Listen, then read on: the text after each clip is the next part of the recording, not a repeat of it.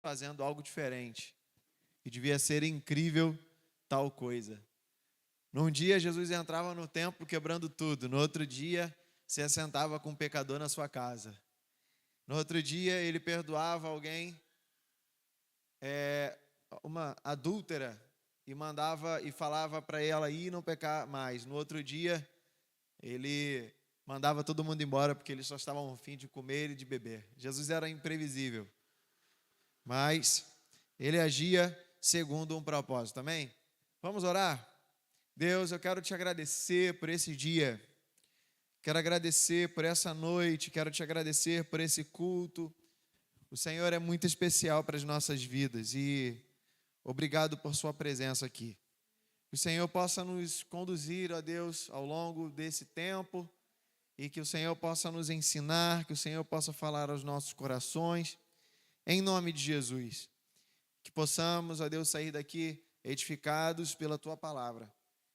Ó Deus, que cada pessoa que está assistindo ou participando conosco deste culto, que eles possam sentir também a sua presença, ouvir a sua voz e que a tua palavra possa gerar amadurecimento em todos nós, Pai. Amém. Então, Jesus era imprevisível e ele estava agindo segundo um propósito. Há um plano, obrigado. Existe um cronograma celestial que está em pleno curso, amém? Existe um cronograma estabelecido nos céus. Essa água aqui não está boa não, hein? Tá boa não. Não, mas não precisa não, precisa não. Não, precisa não, sério. Precisa não. Mas essa não está boa não. Hã? Fala fora do microfone, não está boa a água. Não está boa não. Tá com gosto ruim pra caramba. Não sei de onde são, não. Enfim. Perdi até o fio da meada. Tô brincando. Existe um cronograma celestial acontecendo nesse exato momento. E Jesus, ele veio e estava se movendo debaixo desse cronograma que estava acontecendo. Essa é a primeira informação que eu queria trazer. A segunda informação é que esse cronograma não vai ser alterado por mim e pela sua causa. Repete aí comigo. Existe um cronograma celestial. E esse cronograma não vai ser alterado por minha causa. Pronto, é isso aí. Esse cronograma não vai ser alterado por nossa causa. Existe uma vontade do Senhor estabelecida. E essa vontade vai se cumprir. Amém? A palavra do Senhor nos orienta. Deixa eu para experimentar. Cadê o sommelier? Agora sim. Não é mesmo não, é mesmo? Ah, tá. Cadê o Neemias daqui? Alguém tem que provar a água antes de ser. Tô brincando. Existe uma vontade estabelecida nos céus e ela vai se cumprir.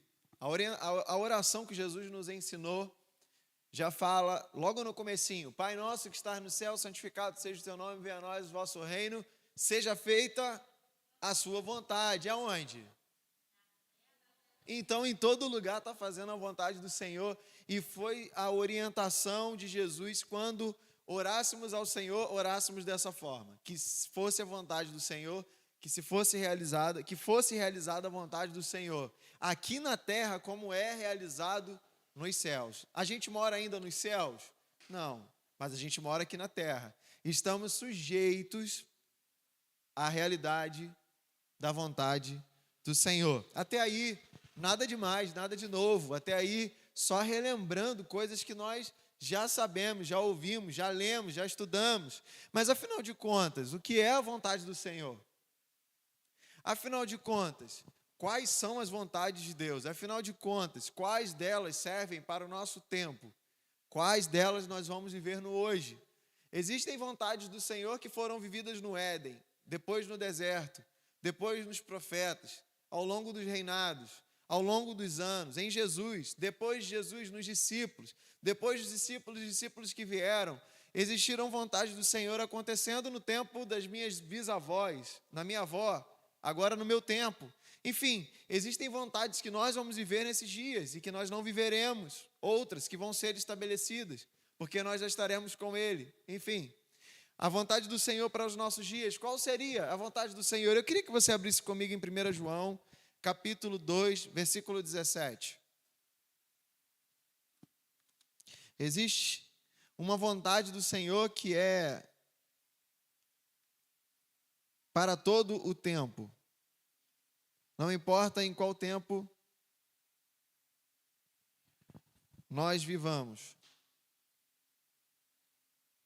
Aliás, 1 João não, desculpa, João 6,37.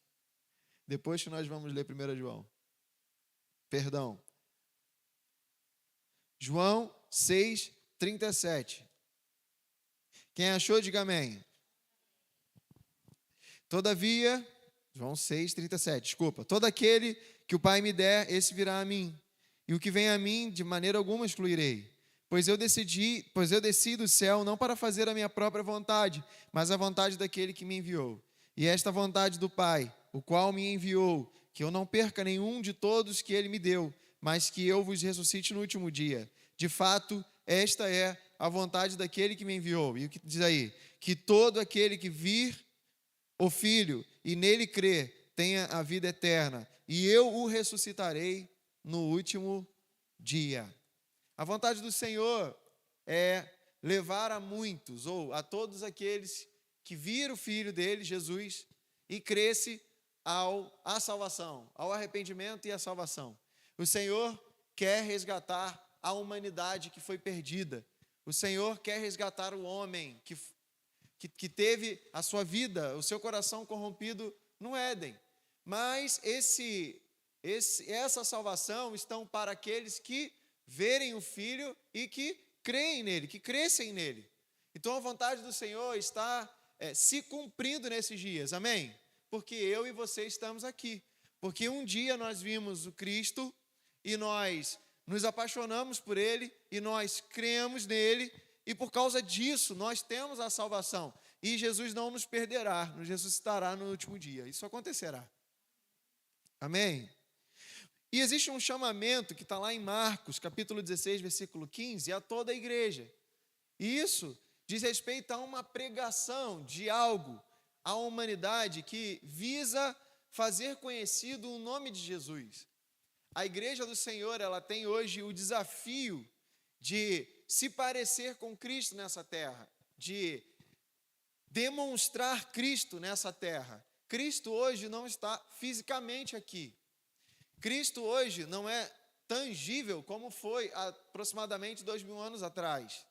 As pessoas há 2000 anos atrás, como eu disse, podia ver Jesus Cristo levantando tudo no templo e dizendo que ali tinha um monte de mercadores e um monte de coisa fazendo de casa de mercado ali na casa que deveria ser uma casa de oração, corrompendo os costumes que foram determinados pelo Senhor. Na outra hora, Jesus era manso, perdoando a pecadora. Na outra hora, Jesus mandava todo mundo correr, porque ali eles estavam só para comer e beber, mas no outro momento Jesus alimentava uma multidão. Jesus era imprevisível, mas Jesus estava o tempo todo cumprindo, segundo a palavra, a vontade do seu Pai, porque ele não veio aqui cumprir a sua vontade, mas a vontade do seu Pai. Então, eu quero dizer que a vontade do Senhor, ela se estabelece na terra de maneiras imprevisíveis, de formas inesperadas, em momentos que são oportunos, mas que são inesperados. E que nós, que estamos em Cristo e nos chamamos igreja, nos chamamos como igreja, estamos envolvidos nesse processo. Por quê? Porque hoje, Felipe falou isso no último culto, nós somos corpo de Cristo. Se somos corpos de Cristo, quem olha para nós deve enxergar Cristo, deve enxergar características semelhantes à de Cristo. O chamamento do Senhor é para que possamos pregar a toda criatura e fazer o seu evangelho, fazer o evangelho, as boas novas de salvação, conhecidas a todos. Amém até aqui? Por isso, nós estamos em plena atividade para que a vontade do Senhor esteja estabelecida nesse dia. Nós temos uma característica de procurar fazer a nossa vontade. Até aí, entre aspas, tudo bem, desde que isso não vá de encontro com o que o Senhor acha como santo, que isso não vai de encontro com os costumes a qual nós temos que ter quando estamos no Senhor. Desejar coisas que são compatíveis com o desejo do Senhor. Amém. Nós temos vontade, nós temos desejos. E nós vamos falar sobre eles daqui a pouquinho. E alguns dos nossos desejos, ou algum do nosso desejo, gira em torno da conversão dos nossos parentes. Amém ou não amém? Mas esse desejo, mas a conversão dos nossos parentes, por exemplo, nós queremos porque é o desejo, é a vontade do Senhor, ou porque é apenas o nosso desejo? Ou porque simplesmente nós sabemos que é o melhor para ele e nós queremos o melhor para os nossos parentes? Porque se for assim, nós só queremos que o nosso desejo seja realizado. E como consequência disso, se o meu parente, ou se o meu filho, se o meu marido, meus tios, tias, mãe, pai, estão convertidos, para mim está muito bom. Quando, na verdade, isso não deveria ser o suficiente. Porque existem milhares e milhares e milhares de pessoas morrendo hoje sem salvação. E se nós estamos conformados com isso, é sinal que a salvação que nós desejamos é só para os da nossa casa. E isso não é a vontade do Senhor, isso é a nossa vontade. Há, sim, porções da vontade do Senhor, é uma parte da vontade de Deus salvar a sua casa, mas a vontade do Senhor é que todos creiam no sacrifício de Jesus, para que todos sejam salvos. E nós, como igreja, não podemos limitar essa salvação, ou determinar quem é salvo ou quem não é. Porque às vezes nós podemos e nós nos comportamos dessa maneira, quando nós somos luz para aqueles que nós queremos ser luz. Apontando o caminho para aqueles que nós queremos apontar o caminho. Nós automaticamente estamos selecionando quem nós queremos salvar ou não, entende? Nós começamos a determinar, entre aspas, me entendam, tá? Só para ilustrar, quem vai entrar no céu ou não, porque nós decidimos pregar para algumas pessoas, enquanto outras estão indo para o inferno sem nem ouvirem falar sobre o Senhor pela nossa boca. Poxa, mas tem tanta gente para falar, talvez essa pessoa que você acha que deveria estar falando, também está pensando que você deveria estar fazendo alguma coisa. E nessa de cada um espera pelo outro, milhares de pessoas estão morrendo sem salvação. A vontade do Senhor, além do que nós pensamos ou imaginamos, e além das pessoas que nós pensamos e imaginamos que são possíveis de serem salvas, existem outras que estão aí rejeitadas e que só estão precisando de, uma luz em meio à escuridão.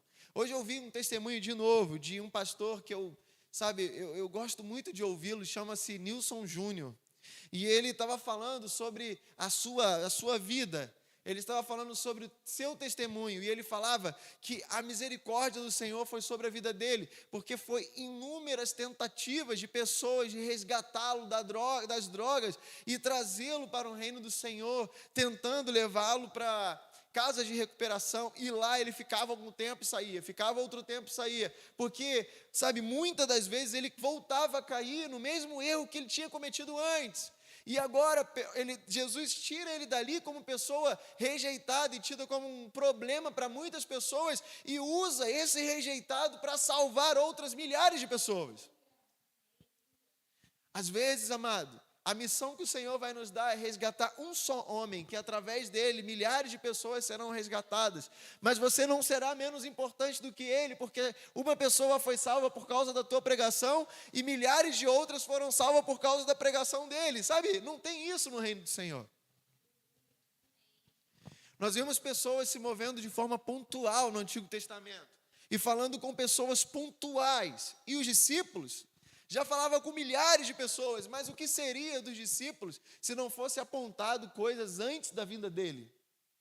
Para que Jesus viesse, alguém veio como precursor e preparou o caminho para ele. E a palavra diz que esse homem, não teve ninguém até ele semelhante a esse homem. E a missão dele foi preparar o caminho de Jesus. Pouco importa quantas pessoas ouviram, ele preparou o caminho para Jesus. Talvez você prega e nada acontece aos seus olhos, mas Pode ser que você está simplesmente preparando o caminho para alguém. E através dessa pessoa, milhares de pessoas serão tocadas pelo Senhor. O que importa é estarmos no centro da vontade de Deus. E qual é a principal vontade de Deus, se podemos determinar assim? Ganhar pessoas. Salvar pessoas.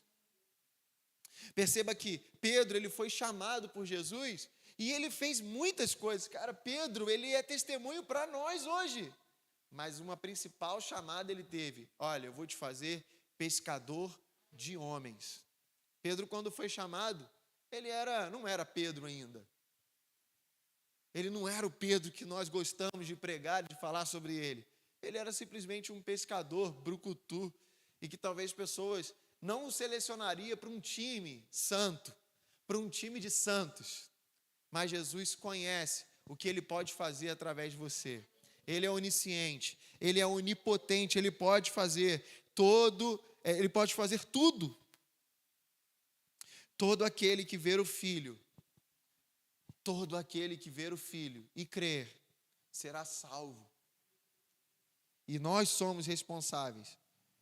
A igreja revela Cristo, nós somos sua imagem, mas será que nós temos sido a semelhança do Senhor? Amado, talvez você seja alguém muito especial, você que está aí assistindo, talvez você seja uma mulher, um homem, um jovem, uma criança, sei lá, porque criança já em algum estágio começa a ter um certo tipo de entendimento. Talvez nós que estamos aqui somos pessoas excelentes, pessoas que são maduras, pessoas que buscam a palavra do Senhor, mas precisa ter uma preocupação, sabe, como igreja do Senhor, num contexto globalizado de como nós estamos nos comportando na humanidade. Em nossas orações precisa estar a igreja do Senhor, os nossos irmãos em Cristo, porque se amamos uns aos outros, eu me preocupo com como a igreja A ou B está servindo, não para criticá-la, mas para garantir que lá existem pessoas que estão pregando o evangelho genuíno. E muitas das vezes, queridos, eu noto que quando ouvimos, e às vezes, sabe, cometemos o erro, quando ouvimos de pessoas que caíram, pessoas que estavam num estágio que consideramos elevado ministerialmente, pessoas que levam a vida cristã como, sabe, brincadeira, com descaso, olhamos para essas pessoas e às vezes até chicoteamos, às vezes acusamos, às vezes o renegamos, às vezes queremos até dar uma surra neles, quando na verdade deveríamos estar orando por essas pessoas, para que elas possam ser resgatadas pelo Senhor, para que elas possam ser transformadas por Deus plenamente, acertadas pelo Senhor, sabe, para que elas voltem ao curso de uma atividade que algum dia Deus foi e chamou para que possa fazer. Eu vi, sabe, uma ilustração hoje do pastor Arthur Pereira, e era muito interessante o que ele falou. Ele falou que existia um soldado, isso é uma ilustração, e ele estava ilustrando como Deus age em relação à humanidade. Pessoas que cometem erros, pessoas que se sentem não merecedoras mais do perdão. E aí eu quero mudar um pouco o discurso, né, e trazer para nós.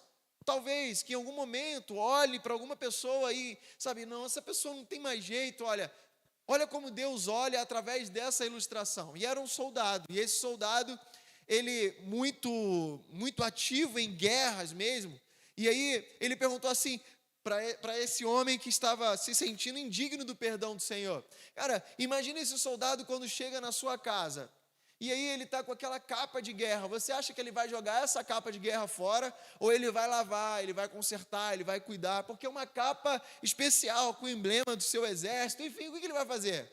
Muito provavelmente ele vai consertar, ele vai limpar os seus instrumentos de guerra, vai afiar a sua espada novamente, ele vai ajustar a sua armadura, vai pegar o seu escudo, vai consertar. E é assim que Deus olha para nós, Ele não nos olha como algo descartável. Quando Ele olha para nós e encontra algum erro, alguma rachadura, alguma ferida, algum problema, Ele está disposto a nos regenerar, nos consertar, nos limpar, nos afiar. E assim também é com outras pessoas. Talvez você olhe alguém, cara, que era um exímio pregador do Evangelho e hoje ele está caído. Em qualquer que seja a situação, Deus está disposto em pegá-lo, afiá-lo, consertá-lo, regenerá-lo, perdoá-lo e colocá-lo de novo frente à batalha. Antes, Ele vai cuidar e vai zelar por ele. E muitas das vezes nós seremos aqueles que serão usados pelo Senhor como o ferreiro que vai amolar essa espada, amolar essa faca e fazê-lo prosperar. Puxa, mas tantas vezes eu tentei cuidar de alguém, tantas vezes eu tentei falar do Senhor, tantas vezes eu tentei frutificar através de outras pessoas e não deu certo. Você que pensa, se de alguma forma essa pessoa não correspondeu ao processo que você estava passando com ele, sabe, pelo menos você amadureceu um pouco. Pelo menos através dele você cresceu um pouco, porque você precisou aprender para ensinar. Pelo menos você teve experiências com o Senhor, amadureceu para que pudesse exercer isso em outro lugar também. Mas o que nós não podemos é ficar parados, porque Deus não desiste de nós. E Ele está disposto a nos colocar no centro da sua vontade, como cooperadores desse lindo ministério de Jesus, de salvar vidas. A escolha que Jesus fez, ela nos deixou sem escolhas. Essa frase eu vi hoje e é de fato verdade. A escolha de Jesus nos deixou sem escolhas. Olha só o que Jesus fez. Ele fez semelhante a nós para que fôssemos semelhantes a Ele. Jesus, Ele se fez semelhante a você. Como assim? Ele é Deus. E Ele abriu mão da glória. Foi isso que você cantou hoje, que nós cantamos junto com a Dinha. É a história. Foi o que aconteceu. Abriu mão de tudo. E aí, Ele se fez semelhante a nós. Para quê? Para nos regenerar, para nos fazer santos, para nos aproximar de Deus, para podermos ter acesso ao mundo espiritual, para que podemos nos conectar com o Senhor, para que possamos tomar posse daquilo que Ele liberou para nós na eternidade.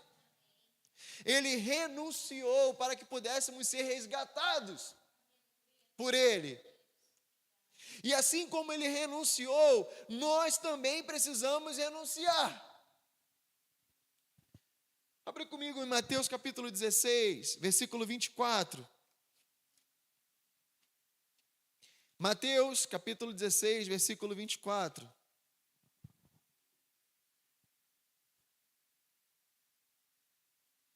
Quem achou, diga amém. Acho que todo mundo, né? Vamos lá. Então Jesus declarou aos seus discípulos: se alguém deseja seguir-me, negue-se a si mesmo e tome a sua cruz e me acompanhe. O que é isso? Renúncia. Porque quem quiser salvar a sua vida, perderá. O que é isso? Renúncia. Mas quem perder a sua vida por minha causa, encontrará a verdadeira vida. Aleluia! Pois que lucro terá uma pessoa ganhar o mundo inteiro e perder a sua alma? Ou o que poderá dar o ser humano em troca da sua alma? Mas o Filho do Homem virá na glória de seu Pai com os seus anjos, e então recompensará a cada um de acordo com as suas obras. As suas obras não podem te salvar, mas as suas obras podem atrair do Senhor para a sua vida recompensas. As suas obras não te levam nos céus, mas te faz ganhar presente dos céus. Às vezes nós olhamos, sabe, querido, para algumas pessoas e que não têm a metade do que nós temos, sabe? Vamos botar aqui, entre aspas, eu estou falando, não tem a família que nós temos, não tem o berço que nós temos, não tem a alegria que você tem, entre aspas, que às vezes nós associamos, estou falando de coisas terrenas, tá? Não tem a situação que você tem, não tem a comida que você tem na geladeira, mas Ele é tão cheio de graça, Ele é tão cheio de amor, é um sorriso que ninguém consegue compreender de onde vem. E em contrapartida tem tantas pessoas ricas, tantas pessoas que são endinheiradas, com pessoas se rendendo aos seus pés, que não sabem o que é sorrir. A palavra não quer dizer, a Bíblia não quer dizer que temos que ser miseráveis para estar no centro da vontade de Deus, mas que a vontade de Deus não depende, definitivamente, não depende disso. A vontade de Deus não está associada da situação que nós vivemos, se somos ricos ou pobres. Nós podemos ser riquíssimos no centro da vontade de Deus e também muito pobres, mesmo no centro da vontade de Deus. O que vai dizer se estamos ou não é o nosso coração, disposto a renunciar, se preciso for, para que possamos cumprir a vontade do Senhor. Jesus renunciou. Jesus abriu mão. E ele foi recompensado pelo seu Pai. Quantos desejam fazer a vontade do Senhor? Diga amém. Amém. Olha lá, hein?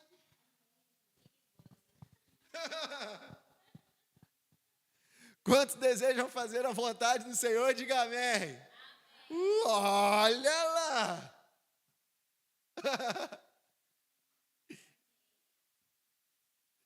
Eu imagino, vamos ilustrar, não foi assim que aconteceu, tá? Mas vamos lá, imagina Deus falando para Jesus lá no céu. E aí, Jesus, tudo bem? Tudo bem, papai. Você é um cara muito obediente, Jesus. Você é alguém muito especial. Você faz tudo que o mestre mandar, aquela brincadeira.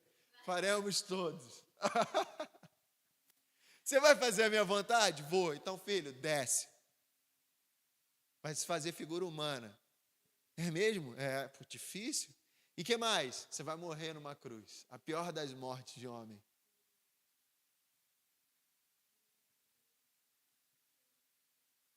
Abre comigo em Filipenses. Filipenses capítulo 2.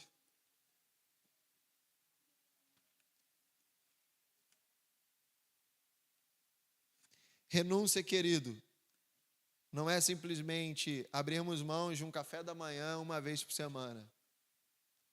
Renúncia não é deixar de ir para o shopping para vir para a igreja. Renúncia não é entregar dízimo. Renúncia não é orar por alguém enquanto você pode ver novela. Isso não é renunciar. Renúncia é crucificar a nossa carne para vivermos uma vida de Deus. Renúncia é abrirmos mão não dos nossos desejos, mas da nossa vontade, dos nossos anseios, se preciso for, para que a vontade do Senhor se estabeleça. Filipenses capítulo 2, versículo 8, vai dizer assim, vamos lá no 5, porque desafia a nós. Versículo 5, tá? Tende em vós mesmo o sentimento que houve também em Jesus Cristo. Isso aí é uma sugestão, queridos? Sim ou não? É uma ordenança, não é? Na sua versão está como? Seja a atitude de vocês a mesma atitude de Cristo. Ficou melhor agora? Ficou melhor, né? A sua é como? Que haja em vós o mesmo sentimento que houve também em Cristo.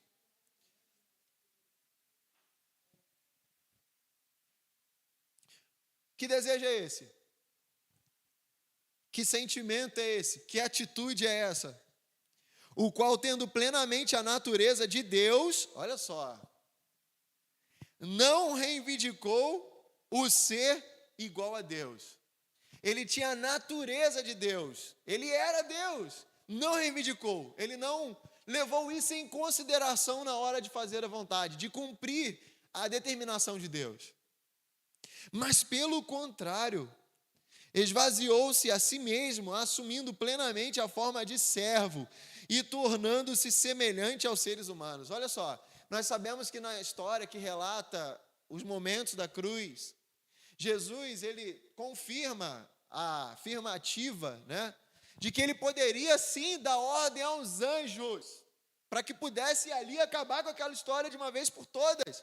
Ele está no centro do mundo, do universo, da criação. Foi ele que criou tudo. Todas as coisas estão debaixo da sua autoridade.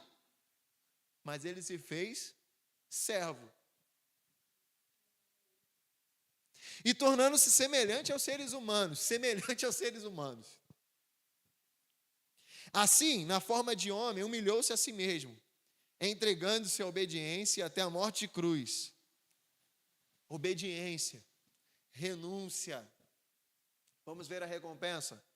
Por isso, Deus também o exaltou sobremaneira à mais elevada posição e lhe deu um nome que está acima de qualquer outro nome, para que ao nome de Jesus se dobre todo o joelho dos que estão nos céus, na terra e debaixo da terra, e toda língua confesse que Jesus Cristo é o Senhor, para a glória de Deus Pai. Aleluia! O sacrifício de Jesus trouxe para ele uma recompensa. Jesus foi recompensado? Podemos entender assim? Podemos entender assim. A Bíblia, ela traz alguns posicionamentos, algumas indicações para que possamos entender a maneira como Deus pensa. E dessa forma, nos dá a entender que nós seremos recompensados pela renúncia, que nós seremos recompensados pelo serviço, pelo tempo dedicado, pelo tempo gasto, pelas coisas que passamos nessa vida por causa de Jesus. Nós seremos recompensados, mas essa recompensa não necessariamente é nessa terra, não necessariamente é humana, mas sim na glória com Ele, estaremos para sempre. E lá, queridos, lá... Lá é o melhor de Deus. Sabe, lá é o que está separado para a gente. A cruz não era a vontade de Jesus como um homem, porém ele obedeceu. Nós lemos isso no trecho anterior. Não para fazer a vontade. Eu não vim aqui fazer minha vontade, não. Eu vim aqui fazer a vontade do meu Pai. Isso torna a nossa vida mais fácil, querido. Em alguns aconselhamentos, enquanto falando sobre a palavra, e as pessoas, gente, não é o pastor Johnny, é a Bíblia. Ah, mas, você é muito radical, você pensa dessa forma. Gente, me desculpa, por não poder me comportar de outra forma, porque eu sirvo a Cristo. Nem me desculpa, gente, eu não posso fazer nada. Quem determinou foi o Senhor, e toda a autoridade pertence a Ele. Ele falou, é para cumprir, não são sugestões. Sendo assim, queridos, da mesma forma que Jesus viu no seu ministério os sinais o seguindo, as coisas acontecendo meio que naturalmente, nós veremos acontecer. Eu acho que é uma chave que nós precisamos virar. Tentar identificar o que é a nossa vontade e o que é cumprir a vontade do Senhor. Nas nossas orações, nas nossas colocações diante de Deus. Deus se importa com o que nós pensamos? Sim. Deus responde às nossas orações? Sim. Mas eu estou falando de avançar, eu estou falando de ir num nível mais profundo, de amadurecimento, de ir além aonde nós não fomos, sabe? De ir além aonde nós precisamos ir. É uma chave que precisa ser virada. E eu creio, queridos, que nós estamos muito próximos de ver coisas que nós não pensamos ver acontecendo, porque Deus tem nos levado a um lugar de maturidade muito especial. Nós não queremos ser movidos por emoções, por ventos, sabe? Não, nós queremos ser movidos pelo que o Senhor está fazendo. Por quê? Porque Jesus é o nosso cabeça e Ele se comporta assim. Jesus, Ele trabalhava por quê? Alguém responde. Por quê? Porque o Pai estava trabalhando. Então, se esse é o tipo de comportamento que Jesus tem, nós devemos ter, porque Ele é a nossa cabeça, entende isso, querido? Nós não podemos conseguir se comportar de outra maneira, porque Jesus é a nossa cabeça. Senão, nós não estamos completamente inseridos no corpo de Cristo. Nós não somos igreja como nós pensamos que somos. No dia desses eu estava conversando sobre comportamento. e sobre xingar palavrões. Existem pessoas que no momento da sua ira xingam palavrões, que no momento de futebol, de uma discussão, xingam palavrões, no momento xingam palavrões. Mas, querido, não se engane, você, se ainda faz isso, é porque palavrões fazem parte da sua vida. Por quê? Eu falei nessa conversa, eu posso dar uma topada numa parede, eu posso tomar uma entrada firme no futebol, eu posso ser, afrontado por alguém, mas eu não xingo, vocês não vão me ver xingando. Por quê? Não faz parte da minha vida, a minha cabeça não libera esse impulso, minha psicóloga aqui. A minha cabeça não me libera esse pensamento automático. A minha cabeça não determina que eu responda assim. Entende? Se eu for, olha, só para ilustrar, se eu for um lutador, se alguém me der um soco, eu vou revidar. Eu vou tentar me defender. Se eu não for lutador, se eu não conseguir, se eu souber da minha limitação, se alguém levantar a mão para mim, eu já estou saindo fora. Por quê? Porque eu não quero apanhar. A minha cabeça não me libera essa informação para que eu possa agir assim. Então, querido, nós temos que pensar que nós temos uma cabeça sobre nós, e essa cabeça é Jesus Cristo, e o comportamento dele precisa estar refletido na vida da igreja, e sendo assim, a humanidade verá Cristo, e crerão nele, e serão salvos. Entende? Vamos pedir a Deus que essas respostas oriundas da nossa cabeça possam ser compatíveis com o pensamento que está no Senhor, para que possamos nos livrar dos maus costumes, para que possamos nos livrar dos maus comportamentos, não para que, não, mas por que eu tenho que fazer isso? Porque o Senhor espera que sejamos assim, porque precisamos melhorar, e eu acho que você que está nos assistindo, queremos estar a cada dia mais parecido com Jesus, porque Jesus era lindo, Jesus é lindo, Jesus é perfeito, todos gostavam de ouvi-lo falar, nem que fosse para retrucá-lo. Eu vou lá ouvir o que Jesus está falando. Os fariseus se amarravam nisso. Eu vou ouvir Jesus, eu quero saber o que ele está falando. Queridos, Jesus está aqui, e ele quer te ensinar a ser parecido com ele, para que pessoas te vejam, e porque te ver, vejam a Cristo, e porque veem a Cristo, são capazes de crer nele, e porque creem, são salvos pelo Senhor. E quando isso acontece, é a vontade do Senhor sendo realizada na face da terra, nesses dias. Querido, quando você olhar para alguém e ver que eles precisam de Jesus, que você possa olhar para essa pessoa como um potencial filho de Deus, como alguém que precisa ser ganho. Jesus mesmo falou, eu não vim para os sãos, eu vim para aqueles que estão doentes. Eu não vim para aqueles que se sentem santos, eu vim para aqueles que precisam da minha ajuda. Eu preciso da ajuda de Jesus. Nós precisamos da ajuda de Jesus. E juntos nós resgataremos pessoas que precisam de ajuda. Amém, queridos? Amém?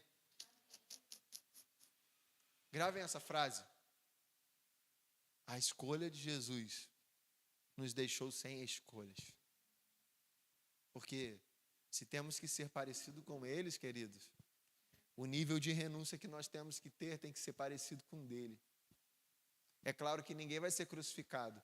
Bastou um sacrifício, e foi o sacrifício de Jesus. Mas nós temos que amar as pessoas como ele amou. Amém?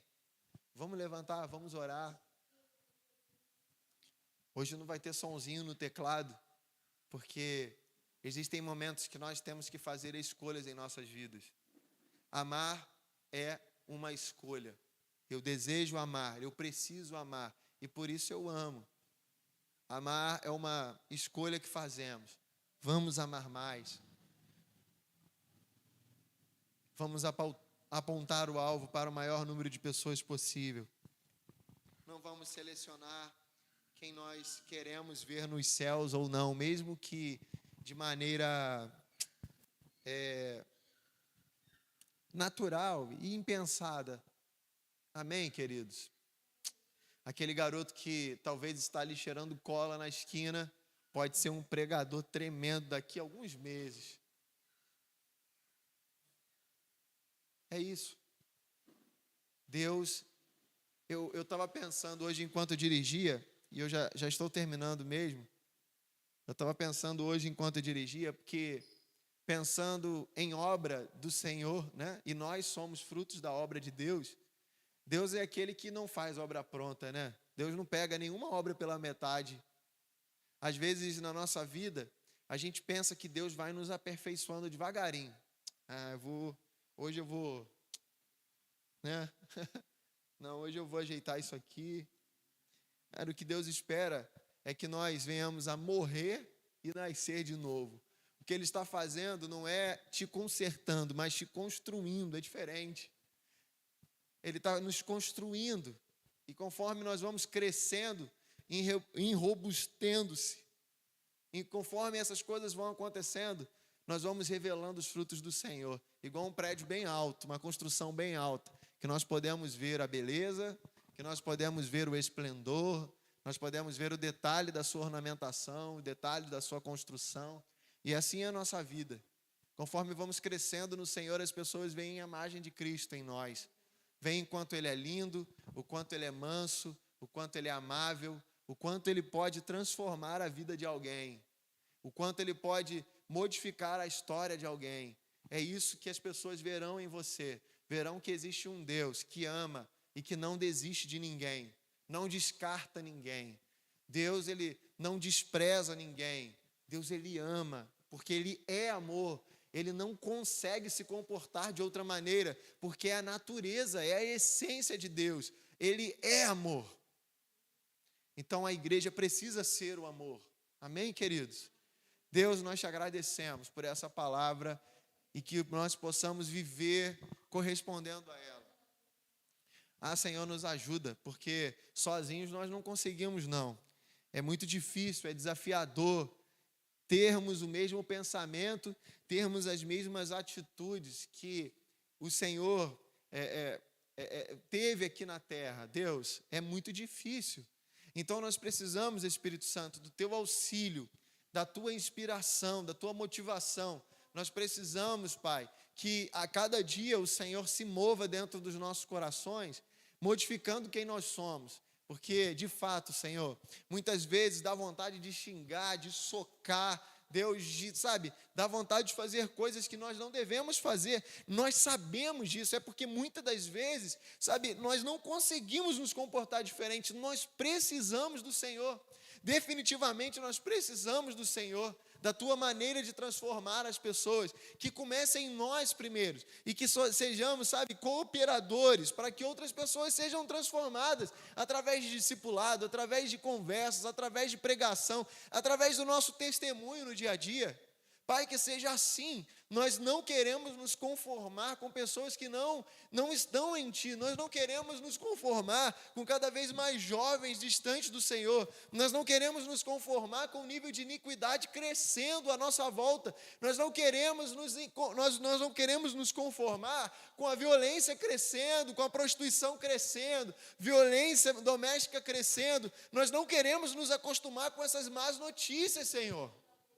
Nós não queremos nos acostumar, com pessoas que são nossos irmãos se afastando, pessoas se desviando, caindo, nós não desejamos nos acostumar com isso. Gera no nosso coração um descontentamento com essas situações e que o Senhor nos leve a orar mais por essas pessoas e essas situações e também agirmos, Pai, para que essas situações sejam modificadas, Pai.